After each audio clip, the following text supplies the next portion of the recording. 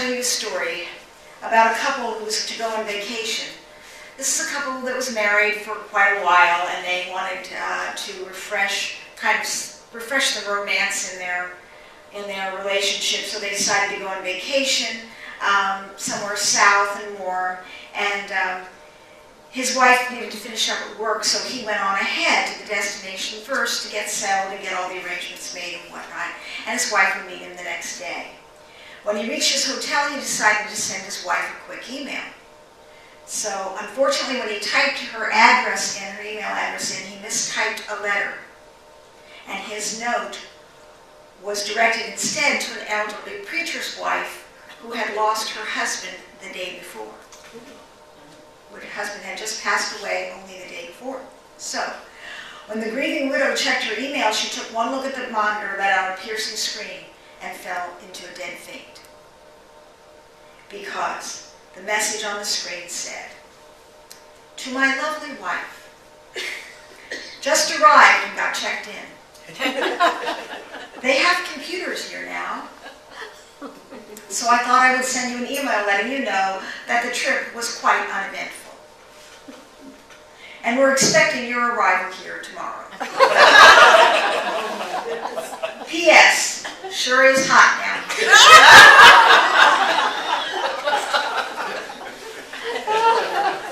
So I guess you have to be careful who you get your messages to. So I hope I'm in the right place. Okay, The Hero's Journey. I did choose this title because today is Veterans Day and the whole history of that. And I am a veteran myself. I did a stint in the Army when I was in my 20s, so I take it rather seriously. But the hero's journey is a bigger idea, and it appears in every culture, every mythology. It is, in short, this. In the hero's journey, and this is a mythological view of it, there's an innocent and virtuous person, generally a male. That's just because it goes way, way back. Could be a female, but generally a male. But there's an innocent and virtuous person. Leaves his home, the home of origin and his family, to travel to a far-off land in search of some great treasure. He faces many problems, great obstacles, and adversaries along the way. But eventually he attains his goal, the treasure, and in his nobility he takes it home and shares it, he gives it away. That's the hero's journey. If you've read any Joseph Campbell, you know this. So this is really a metaphor for our lives, I think.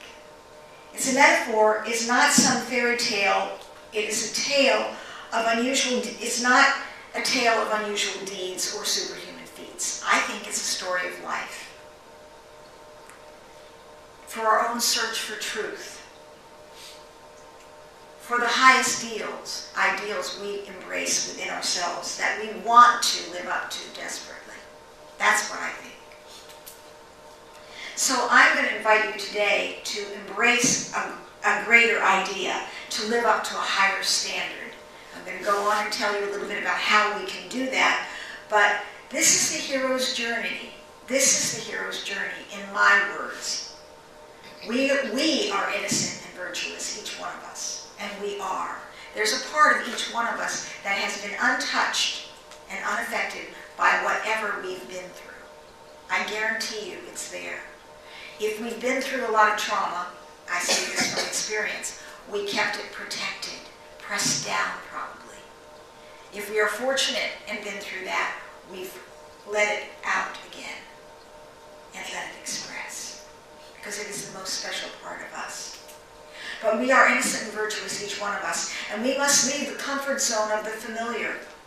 And the familiar are limited beliefs we might have, others' ideas we've adopted, things that restrict us or limit us.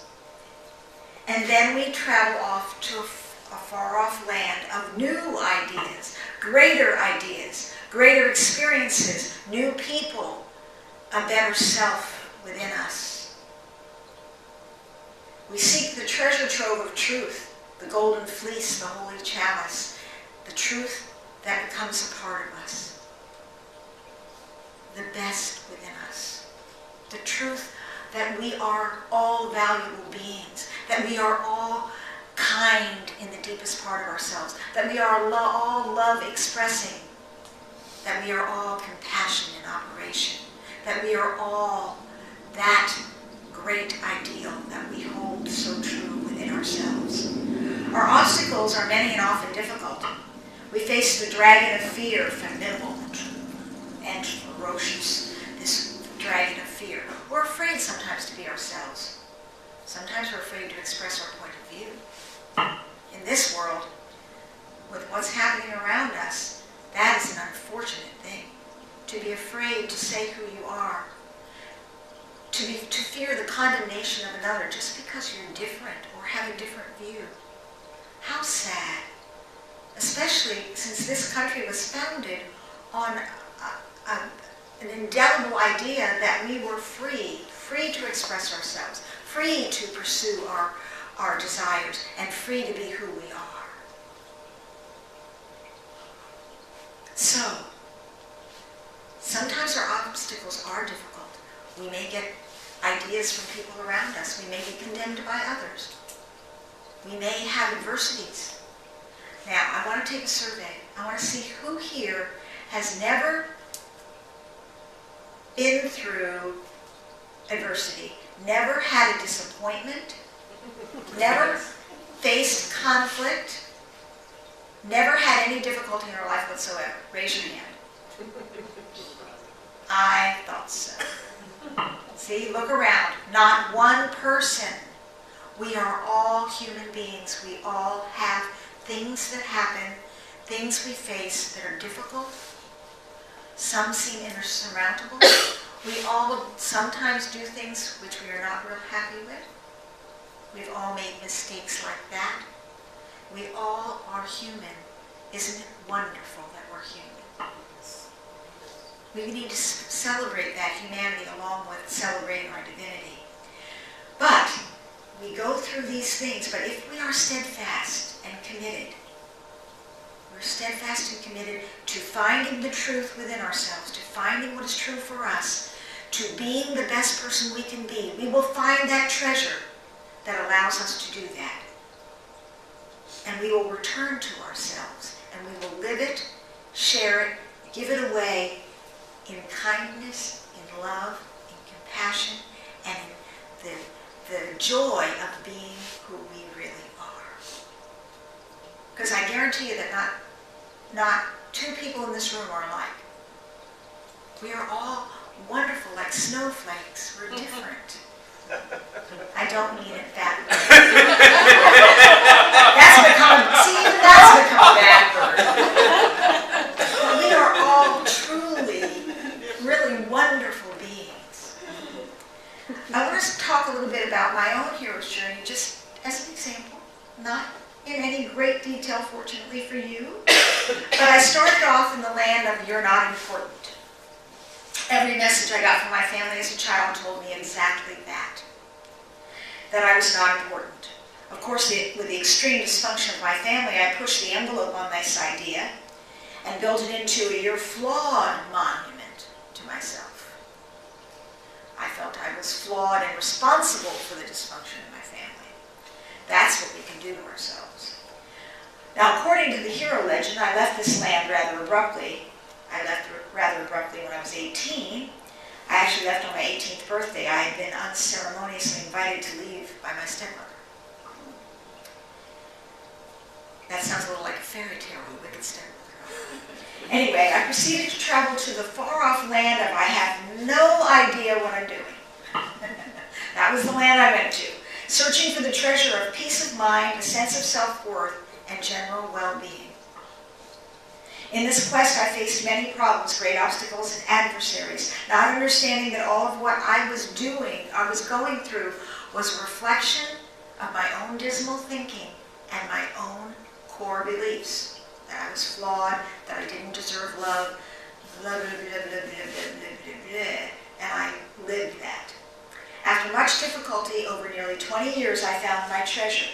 I did a great deal of self-reflection and correction, I might add, unloading a huge amount of flawed thinking and less than beliefs. That was about 30 years ago. Finally, I was able to return to myself, and here I am, giving it away. I am giving you the benefit, or hopefully a benefit, of what I believe I've learned in my own life, and so maybe you don't fall in that hole in the street like I did so many times. This is the kind of hero's journey I'm talking about. And it is yours as well. Each one of you here is a hero who has overcome great obstacles in your life. I'm sure you have. If you lived through your teenage years, you overcame obstacles. I guarantee it. It is yours. Though I pray it wasn't as dramatic as mine. But your journey is just as important. Your journey before now and from this point forward. What does it take to go through this? What does it take to come out the other side whole? I thought a lot about this, and this is what I've come up with. It's basically in 3D. We must die, we must dream, and we must decide. I don't mean literal death. The Bible says we must die before we die. It's kind of like the myth of the phoenix. The phoenix lives 500 years, and then it goes up in flames, and a new phoenix rises out of the ashes. We must die to misunderstanding. We must die to fear. And we must die to our false and vainglorious identity. And we must be reborn into our sane, glorious identity, our spiritual identity. The best within us is that. The best that we are. And we are all people wanting to be that best version of ourselves. So why not be it? A man by the name of Willis Kinnear said this. He said, "Man will never be free unless he releases himself from archaic ideas, fears, and superstitions, and lets his spirit to new heights. Let his spirit go to new heights of spiritual growth." And there was an interview between Bill Moyers and Joseph Campbell at one point. And it's interesting to share a little bit of that. Moyers asked, have all men at all times felt some sense of exclusion from an ultimate reality, from bliss, from delight, from perfection, from God? And Joseph Campbell responded. He said, yes, but then you also have moments of ecstasy. The difference between everyday living and living in those moments of ecstasy is the difference between being outside and inside the garden. You go past fear and desire, past the pair of opposites. Duality. And he goes on. Moyer says, into harmony. Campbell responds, into transcendence. This is an essential experience of any mystical realization. You die to your flesh and are born into your spirit. You identify yourself with the consciousness of life of which your body is but the vehicle. You die to the vehicle and become identified in your consciousness with that of the vehicle, that which the vehicle is the carrier. That is God. Something to think about. We must dream. We must conceive of something better than ourselves. We must conceive of a better world around us. We must aspire to it. We must love it. We must become what we want it to be. We must travel the road to live it, to realize it. There's no substitute for experience, and someone can't do it for us. Unfortunately, our path is our path. We come in solo and we leave solo. And we go on to whatever's next as an individual. We must believe in something greater to allow ourselves to experience it. We must believe in that greater idea that we have. We must decide to do that. And Deng Ming Dao, in 365 Dao, wrote this. He said, once we make our decision, all things will come to us. Auspicious signs are not superstition, but a confirmation. They are a response. It is said that if one chooses to pray to a rock with enough devotion, even that rock will come alive. In the same way, once we choose to commit ourselves to spiritual practice, even the mountains and valleys will reverberate with the sound of our purpose. So find a spiritual practice that works for you. Find the truth that works for you.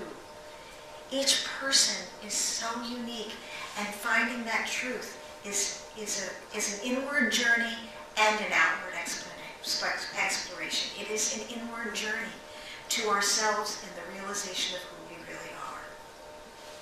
It is not a one-time journey. It is not a mere lifetime for us. It is truly our eternal quest for ever more truth. Because I believe we were somewhere before we got here, and we'll be somewhere when we leave. And it is glorious. Isn't it wonderful? Isn't it wonderful, this life we have? Isn't it wonderful? And I think in the day-to-day experience, we forget how wonderful it truly is. It's so easy to be distracted by life. Isn't it wonderful to be alive? Isn't it wonderful to be an idea in the mind of God? Isn't it wonderful to have this physical apparatus to experience this physical playground in which we live? From Taoism, it says, umbrella, light, landscape, sky. There is no language to the holy. The sacred lies in the ordinary. Everything is sacred. Everything. We stand on holy ground at every moment. And this life is an opportunity to take part in the cosmic dance. Or are you sitting this one out? I don't think we can afford to. I don't think the vibrancy of life is demanding. To be vibrant, to be active, to engage in life is a demanding thing, but it's such a joy. Why pass it up? We are magnificent, virtuous and noble. We must come to believe that. We must surrender to it and trust in our own power, and we must glorify in this quest.